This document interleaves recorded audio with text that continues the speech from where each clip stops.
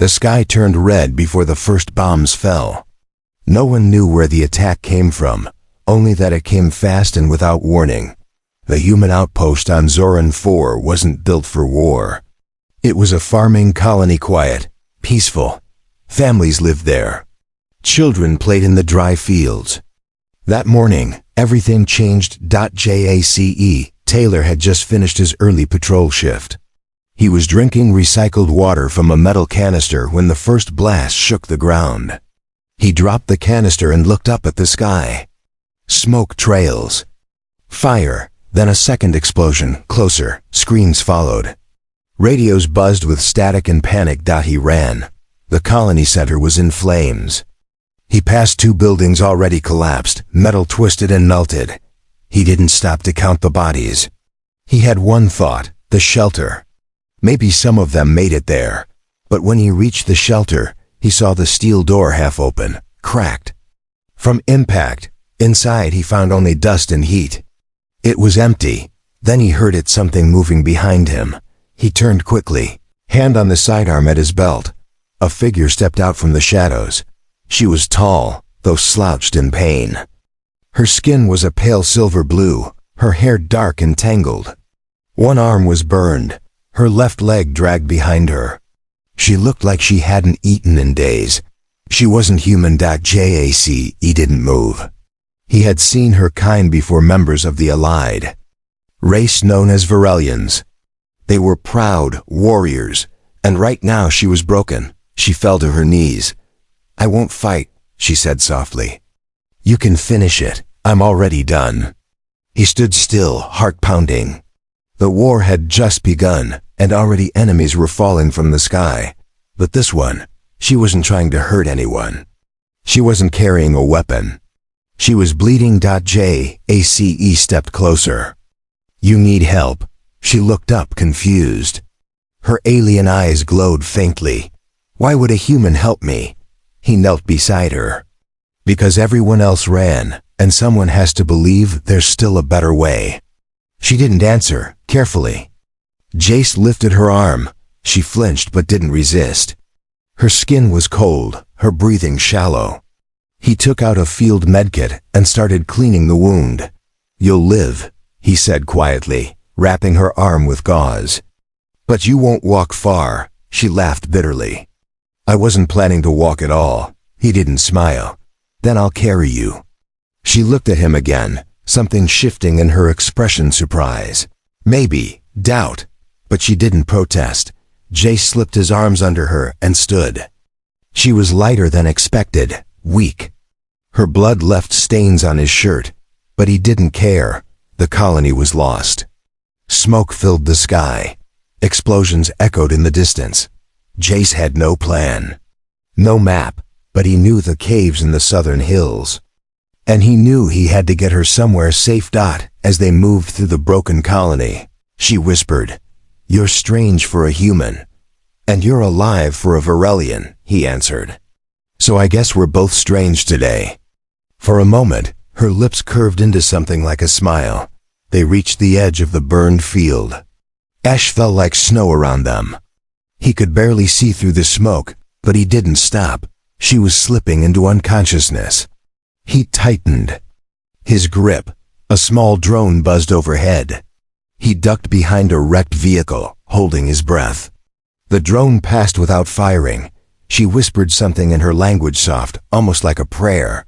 "What was that?" he asked. She opened her eyes weakly.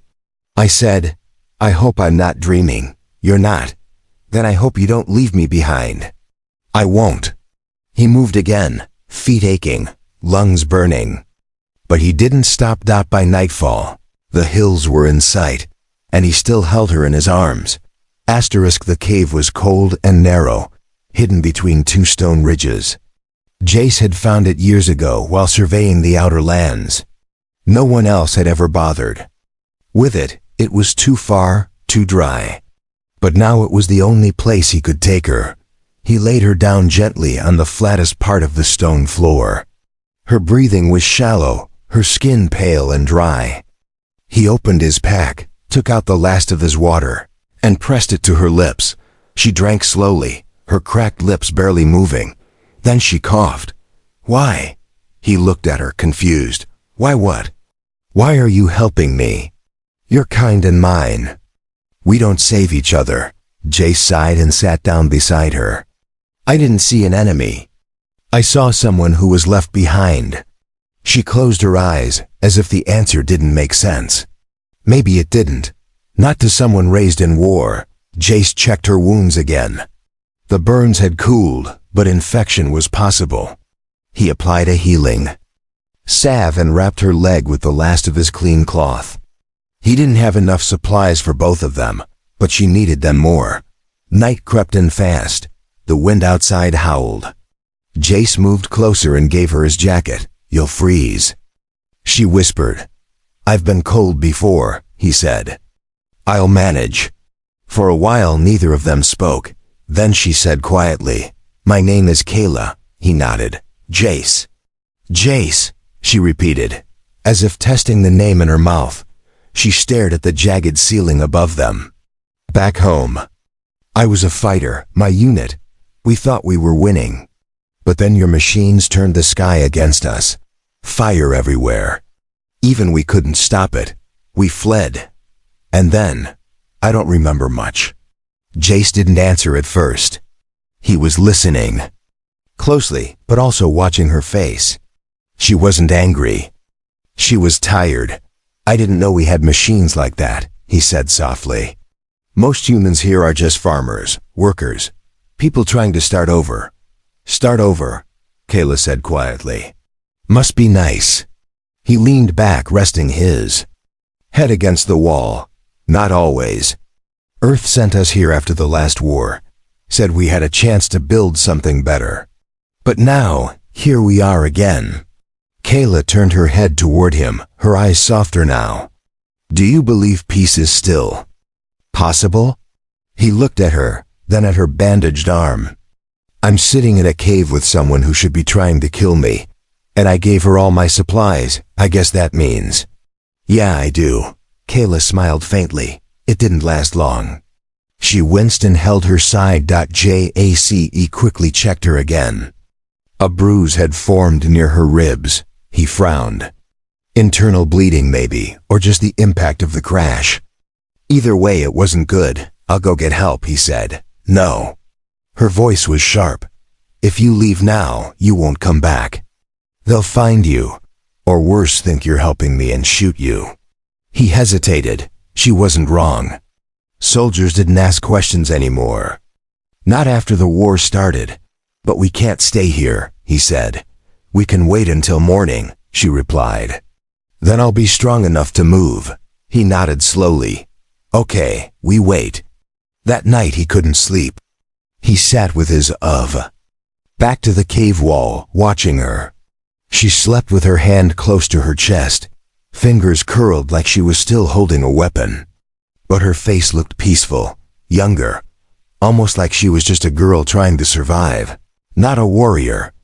Outside, the wind died down. Inside, the silence felt warm. Jace whispered quietly, more to himself than to her. "I believe in something better, even if I'm the only one left who does." And for the first time since the attack, he let his eyes close. When Jace woke, the sun had already risen.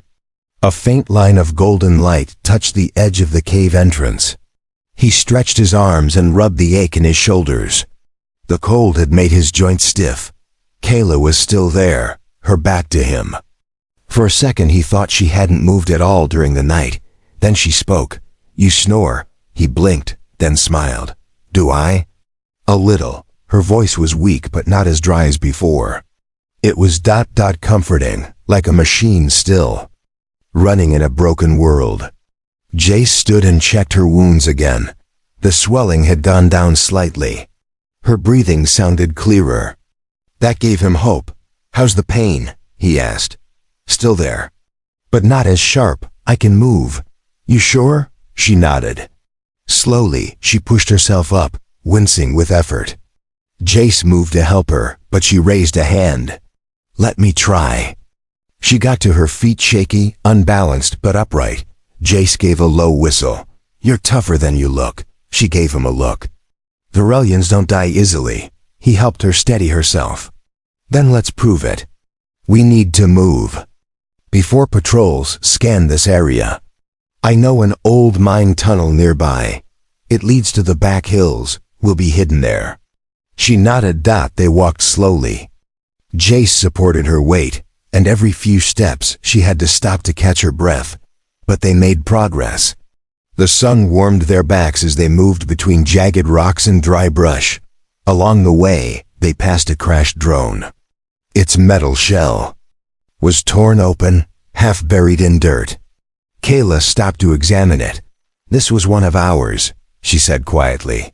"It didn't explode. It was hacked." Jace glanced at her. "By us?" She shook her head. "No, someone else. Someone who wants both sides weak." Jace didn't answer. That idea had been growing in his mind too, how quickly things had fallen apart, how both sides had lost so much without knowing why. Maybe someone wanted them to fight. Maybe the war was never truly theirs. They left the drone behind and kept moving. By noon, they reached the old tunnel. Jace pulled aside a metal grate and helped Kaela inside. The air inside was cooler, still heavy with dust. The tunnel stretched deep underground, once used for mining rare minerals. Now it was just another forgotten place. They settled near a wall where old crates still sat, dry and brittle. Jace dropped his bag and gave Kaela another sip of water. She leaned back, exhausted, but her eyes stayed open. "I wasn't supposed to be alive," she whispered. "When my pod crashed, I thought it was the end." "You're alive for a reason. Maybe, or maybe I'm just lucky." Jace looked at her seriously. "No, you found me, and I made a choice. That's not luck, that's something else." Kaela stared at him for a long moment. Then she asked, "What did you do before all this?" "Back on Earth?" he asked. "I was a mechanic. Fixed shuttles, doors, broken bots. I came here because I wanted quiet." She gave a soft laugh. "You didn't get it." "No," he smiled. "But I got something else." She tilted her head. "What?" He looked at her, tired, bruised, but still standing. Still fighting. Someone worth saving. Her lips parted, but no words came out. Outside, faint rumbling echoed, distant engines in the sky. Jace moved toward the entrance. "We need to be ready. If they find us, I don't think they'll ask questions." Kaela stood, slowly. "Then I fight." He turned to her. "Even wounded?" "Especially wounded." He nodded once. "Then we stand together." And in that dark tunnel, far from their homes, two former enemies prepared to survive side by side. They didn't speak for a while. The sound of distant engines faded, but the silence that followed wasn't peaceful. It was tense, like the air itself was waiting for something. Kaela sat against the wall, eyes half closed, her injured legs stretched out. She was tired again, but not weak. Her body was healing slowly, and her focus had returned. Her fingers traced a pattern on the dusty floor, some kind of symbol from her people. It looked like a leaf with wings. Jace watched her. He wanted to ask what it meant, but he didn't. He could tell it was private. Instead, he spoke quietly. "If we stay here too long, someone's going to come looking." "Let them," Kaela said. "If they come, they'll find two people who didn't give up." Jace nodded. "You really believe we'll make it?" She looked up at him, her silver blue eyes glowing faintly. "You believed first. I just followed." He smiled faintly, then stood and began checking the tunnel walls. There were old supplies buried beneath rusted crates. He found a flashlight, some broken tools, and most importantly, 2 sealed meal packs. They were old, but not spoiled. He handed one to Kaela. "It's not much." She took it slowly, eyes narrowing at the human writing on the wrapper. "What's beef stew?" Jace chuckled. "You'll find out." They ate quietly. The warmth of food made them both feel more human, less like enemies. Kaela ate slowly, eyes darting around the tunnel like she was waiting for a trap. After a moment, she asked, "Why do humans hide underground so often?" "It's safer," Jace replied. "When the surface burns, the ground protects." Kaela nodded. "Virellians fly into the storm. We don't hide. That's why you lose more," Jace said softly. "But also why you're brave." She didn't respond right away. Then she asked, "And you? Were you ever a soldier?"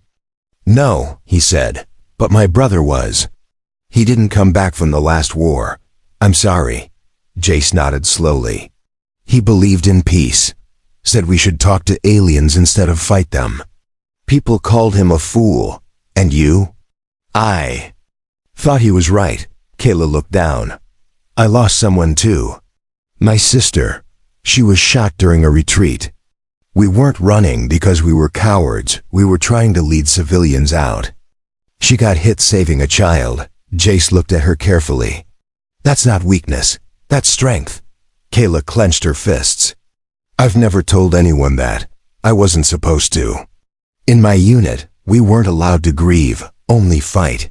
You're allowed to grieve here." She looked at him again. "That's strange, Jace. You're strange." He smiled. "Good. Normal never worked out for me anyway." Suddenly, a faint click echoed through the tunnel. Both froze. Jace held up a hand, listening. Kaela grabbed a broken metal rod from nearby, holding it like a blade. Footsteps. Slow. Heavy. Jace reached for his sidearm and flicked off the safety. The tunnel grew darker as shadows moved closer. Then, a voice called out, muffled by a mask. "We detected heat signatures. This place isn't empty." Jace motioned for Kaela to stay low. He crept forward and peered around the edge of a support beam. 3 soldiers, not human. Tall, armored, and holding rifles with glowing barrels. "Enemy scouts." Kaela's grip tightened. "We have to move. They'll hear us, then we fight." Jace shook his head. "Not unless we have to." One of the soldiers moved closer to their hiding spot. Kaela's breath grew short. Jace aimed. Carefully, the soldier stopped, turning his head. "False reading, no movement." Another replied. "Scan again, then report back." The scanner buzzed. Lights flickered, then silence. After a few seconds, they turned around and walked back the way they came. Kaela exhaled, slowly. Her hands trembled. Jace lowered his weapon. "That was close." She looked at him. "You didn't shoot." "No, not yet." Kaela leaned back against the wall. "You always wait?" "Only when someone's life depends on it." She stared at him for a moment longer, then whispered, "Maybe that's why I'm still alive." They didn't speak for a long time after the soldiers left. The quiet tunnel felt heavier than before. Every sound echoed like thunder drips from the ceiling, the shuffle of boots, even their breaths. Kaela sat against the wall, her weapon still in hand. She hadn't relaxed yet. Her body had healed just enough for short movements, but the fear in her eyes was deeper than any wound. Jace sat beside her, wiping sweat from his brow with a torn cloth. He checked his radio, but the signal was dead. No help was coming. "I used to think I understood war," he said quietly. "But now, it just feels like noise, endless noise." Kaela looked down at the broken rod in her hand. Virellian war songs talk about honor, glory, but this war, it doesn't feel like that anymore. Jace stared at the wall. "What does it feel like?" Kaela hesitated. "Loss, empty loss. Like something important died at the start, and we just kept fighting out of habit." He nodded slowly. "Yeah, I feel that too." Kaela placed the rod down gently. "We need to leave this tunnel. If those scouts return with a scan team, we won't be lucky again." Jace stood. "There's a valley through the far side. I've used it to hide during storms. It leads to the mountain range. No one goes there now." She reached for his arm, steadying herself as she stood. "Then we go." They packed quickly. Jace helped her walk through the back of the tunnel, holding a weak flashlight that flickered now and then. Kaela limped beside him, stronger than before, but still slower than him. He didn't rush her. As they reached the exit, daylight poured in orange and warm. The valley stretched out below, full of dry grass, twisted trees, and cracked stones. But to Jace, it looked like freedom. He helped her down the slope carefully. Each step sent small rocks rolling underfoot. By the time they reached flat ground, Kaela was breathing heavily. "We need rest soon," she said. "I know a good spot," Jace replied. "Old communication post. Abandoned, no power but walls and a roof." They walked for another hour. Jace shared the last of his food with her along the way. Kaela chewed slowly, eyes scanning the sky. Then she asked, "Do you ever think this could end? This war?" She nodded. "Double quotes, I think," Jace said slowly. "It ends when people stop following orders that make no sense. When someone says, 'Enough,'" Kaela looked at him, "then maybe it starts with us." He turned to her.